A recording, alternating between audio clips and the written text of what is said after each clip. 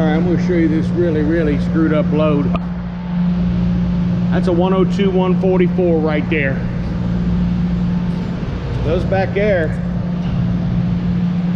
those are 96 130s. Then I got 96 144 in front in a case. And how I did him was I double padded all the way down. Then I took the wiper blade, foot off, because if I don't, I'll just shove this case glass, I'll shove it right through the case. So up to the top, I just put it against the wood at the bottom. Didn't go anywhere.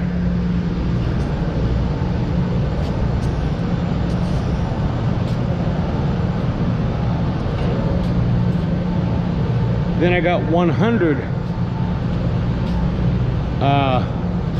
144s. So I got 96 130s, 96 144s, 100 144s, 96 cased, and then I got 96 130s and mirrors. And it took a little time for us to figure out how to balance this load. We were actually in pretty good shape until we noticed one of them was a case.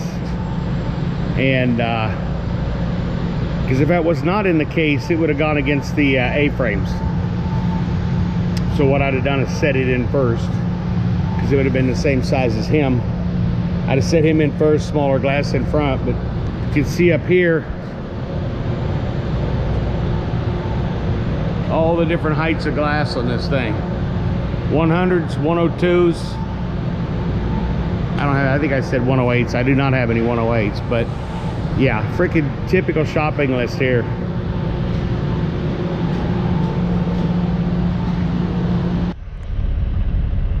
Yeah, it never fails every time I come to this pilot. I don't know what it is about this pilot, but I pulled up,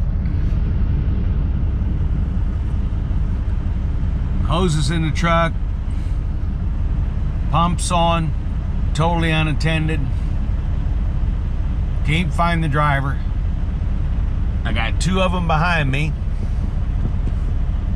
and I'm just sitting here. All right, this is the way you like your loads right here. All 96 130s, all the same, easy to do. You'll notice on this trailer, on the 96s, if I get someplace there's light,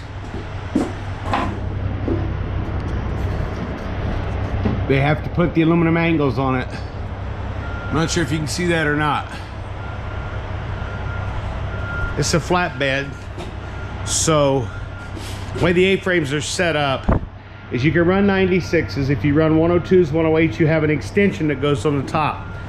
Being as it's a flatbed, the rear deck's higher. As you can see, not a whole lot of clearance in there. Most you can run on this is a 96-inch piece of glass. That's it. So this trailer has no extensions. Without the extensions, you got to run the angles and the protective cardboard, which they used absolutely none of. It's supposed to have cardboard over top all the glass all the way down. And because what happens, this roof accordion's like this, you know, between this bow, that bow, this center will drop down and it'll ride on that glass and lay it open. But I'm not going to rip it back apart, because as you can see, here's all the angles. Threw them on the floor, didn't put them on the glass. So there is a workaround. Go to the back of the trailer, undo all your latches, and pull it from the front. That way you don't end up with any of that sagging in it. If I pushed it from the front, between every one of these bows would be sliding along the glass getting cut open. So yeah, they kind of screwed that up real well. But I am not going to completely get in here and try to disassemble the glass to put them on. I'll just pull this thing open from the front. And Grenada's bay is kind of sloping, so what I have to do is I have to go like in here and wedge my bar up into the back door. There's a bolt down there I use, and then I use the angle. Otherwise this thing will just keep rolling back. There's a load. Supposed to go to Indy. It got double ordered. Well, double issued. One of the other guys took off with it. So somebody forgot something right there. Didn't latch the keeper. Some things you gotta look out for. If these had no keeper pins on them at all, and this, they would never come out. There's too much tension on them, you know. They'll never come out. But I'm gonna cinch down my stop block, do my pre-trip, get out of here. Well, here I sit, February 9th, 3:02 in the afternoon. I've been sitting here now for 3 hours and about 13 minutes. He did one truck. He's got like 2 doses off mine. I've only got 10. The Sloth. He's at it again. Try to get this somewhere. So I was going to try to run up to Haiti, Missouri. I get a choice of either stopping 45 miles from here or overnighting in Nashville. I think I'm going 45 miles away. I've only got about the time to make Nashville. You know, it's the same crap. It's the same crap.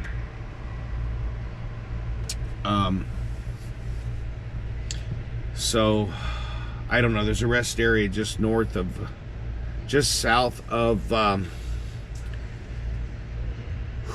Nashville.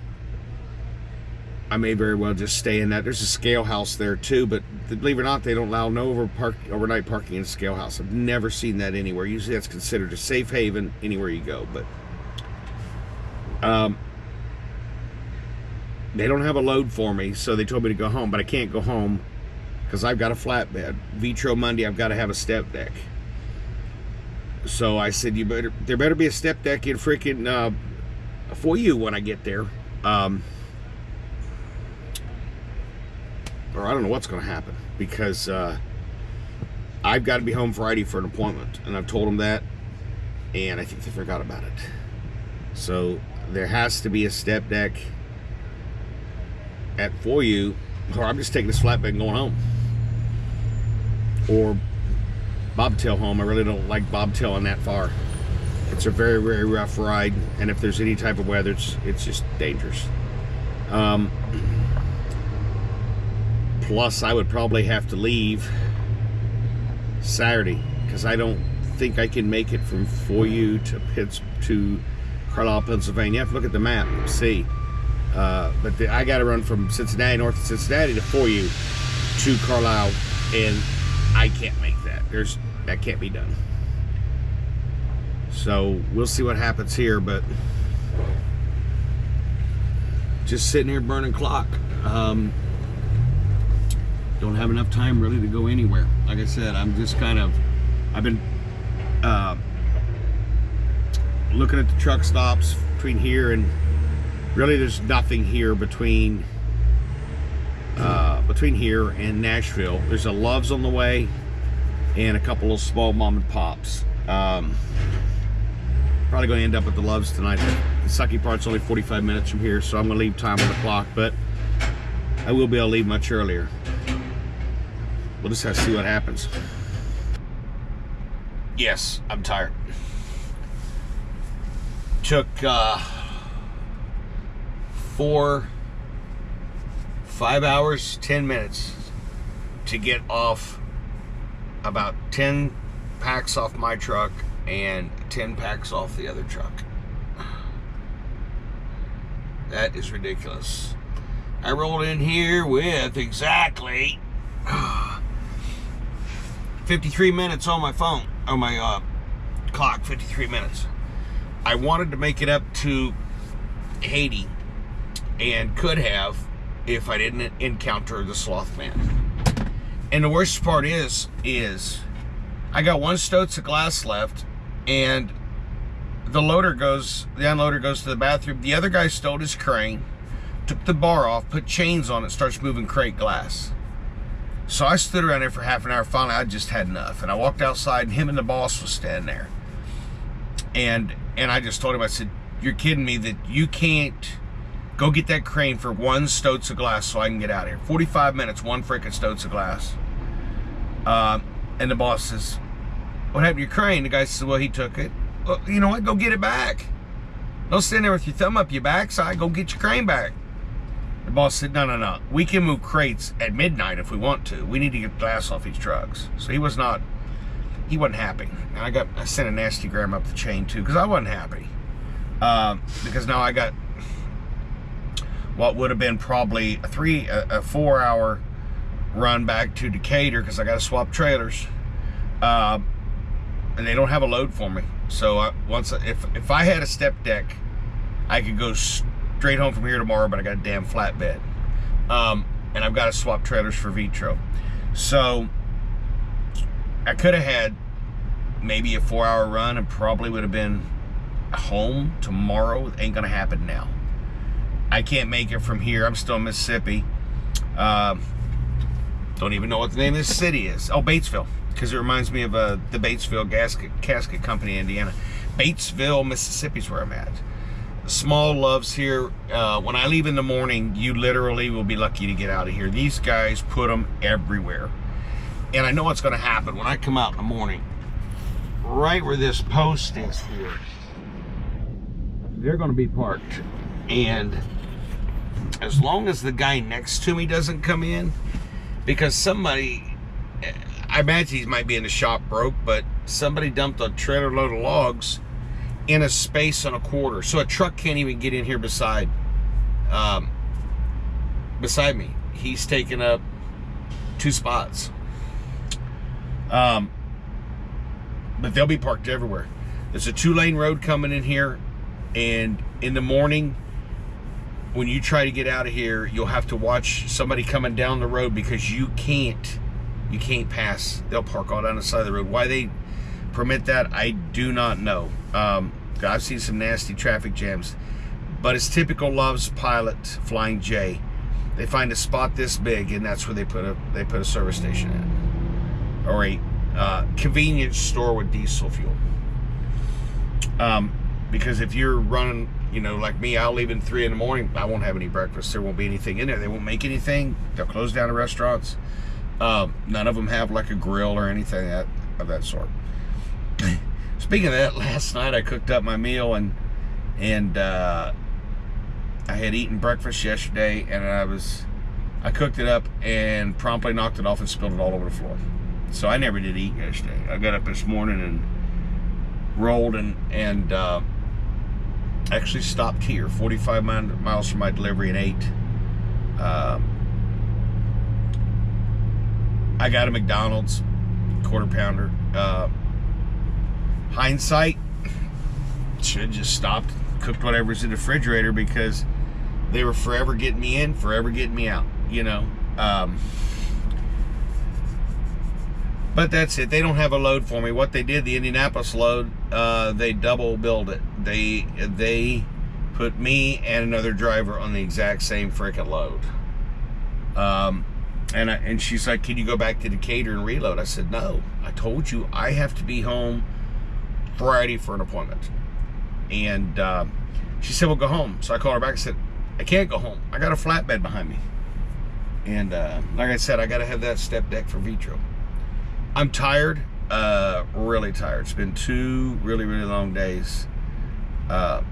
This morning I got up and rolled about 3 hours, and I was drowsy. I mean, I was get your butt off the highway drowsy. And I thought I had slept good. I was down for about 7 hours, but apparently I didn't sleep good. So I stopped, slept for an hour. I didn't even set the alarm. I just pulled into the way station there in the Safe Haven, parked, and didn't even set the alarm. When I wake up, I wake up, and I woke up in it was like an hour and 2 minutes. I felt good, rolled on. So we're going to took a shower. We're going to eat supper, upload this video if I can get it to upload. Don't have the best signal here in the world, and then blast out of here. I don't know what's wrong really with my ELD because it said I went off duty at 6 p.m. It's just now 6 p.m. So I am not sure. I'm going to go ahead and set my clock for 4. It's a 10-hour break. And when I wake up at 4, I'll look at the ELD and see if it says I'm good to drive. If not, it'll tell me how many hours I've been off duty, and I'll just go back to sleep. Well, it's Saturday and I'm sitting at home. End up rolling back up to Decatur. They had no step decks, so an Indianapolis load ready for Monday. So I called the FM and said, I'm going to grab this Indianapolis load for Monday. We'll deliver it today. Call them, tell them, or tomorrow rather. This was Thursday, and tell them to get it empty as soon as I get there. And boy, they did. Usually, I don't get out of in there until 6. I was literally on the Beltway around Indianapolis, headed to 74 South by 7. Unreal. I went in there and I gotta stop rocking. I went in there and actually I started backing up their drive. It's really a pain in the butt place. You have to do, if you don't go down the end of the street and do a flip and come back, then you got to do a blind side into their driveway, then a blind side into their building. So I go down the end of the street and do a flip, and I overnight facing the wrong way in traffic. And then it's easy to just do a driver's side back in. And then when I get ready to back into the building, I just look out my sleeper window, put the cut in the trailer, and watch it go right up and just chase it right up the ramp. But I got in there and got it tore down. They were on that thing because Lori had called them and said, get him empty. But that ended up working out well. I got home on time, was able to make my appointment. Monday, Vitro. Then I think I have an Indy, then a Grenada. And it just keeps coming back to these 11 o'clock Vitro loads. So these things just, the one time they loaded me at 4 a.m., I delivered that day in Columbus. And I got a good start toward Decatur to pick up my next load. But some 11 o'clock loads, and they just, now I go in the building at 9. They say they want you in there 30 to 60 minutes early. I go in at least 2 hours early.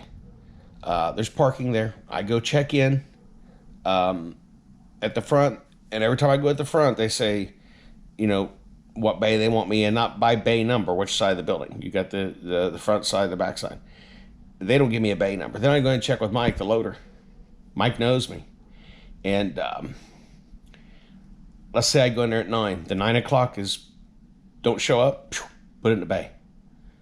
If he gets there at 9:10, he's waiting on me now. Mike don't mess around. Your appointment is at this time, that's when you need to be there. So I go in there at 9, and a lot of times he takes me right in within the next hour or so. But I've sat there till, as you know, 2 o'clock in the afternoon. It all depends on loads and the crane and the glass, and yeah. All in all, it ended up being a good week. I did break down. I rolled from Batesville, Mississippi, up to Effingham, Illinois. And I get off Effingham and I work my way the back roads up to Decatur. And when I got off the ramp, I heard this loud, squeaking, banging kind of noise in the front end of the truck. I'm like, boy, that ain't right. But I still had, alternator was showing, compressor was showing. After about a second, it just shut up. So I'm like, I don't know, that just sounded weird. But so I rolled up to the Blue Beacon to get the truck washed, and I get out and pop the hood because I'm in line. And my crankshaft's just spinning away, but the belts aren't moving. I'm like, oh, man. And I knew what it was. But believe it or not, the belts were still grabbing enough that I could, the compressor was running, the alternator was running.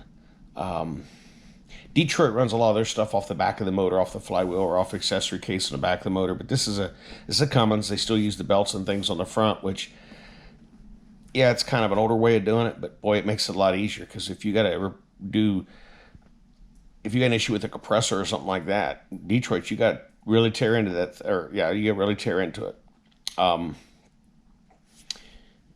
So while I was in line, I sit on the line on the phone for 30 minutes with Ryder, and it sucks. They want to know what trailer you got. Well, it's not a Ryder trailer. You give them the truck number, but then they want the VIN number and they want the color. Wait, do you not have any of this in your file? And to just tell them where I was and the problem was 30 minutes on the phone, and it's that way every time. And then a really good English-speaking person, they transfer, and she come on, and I told her that the closest Ryder was an hour away. She confirmed that, and she says, I said, I'm right across the street from a Petro. She said, take it there, and we'll call the Petro and get it fixed. I said, okay. And, I've had issues with the Petro. Remember the 14 and a half hour to get the tire fixed? I tried to get the door fixed on 706. The rivets that came out. That was 8 hours just to get in the bay. I was in the Petro and out of the Petro in an hour and a half. The next exit down is an international dealer. They had the part on hand, which is what I thought it was, and that was the belt tensioner. The spring broke in the belt tensioner. And literally, you could pull all the belts off the engine. You could pull the main belt off the engine with just your hands. It was just laying on there. I don't know how the compressor, but even mechanics, like, how in the world did the compressor come on? I said, I have no idea. But luckily, it only cost me an hour and a half. I did roll into Indianapolis. I went to Indianapolis after that. I rolled up to Cater. They didn't have a load. So they had an Indianapolis for Monday, and I called Lori. I said, I'm grabbing this Indianapolis for Monday because it was on a step deck, and I had to have a step deck, and it was not available. And, man, I got it off in a hurry, so it all worked out well. So, Vitro Monday.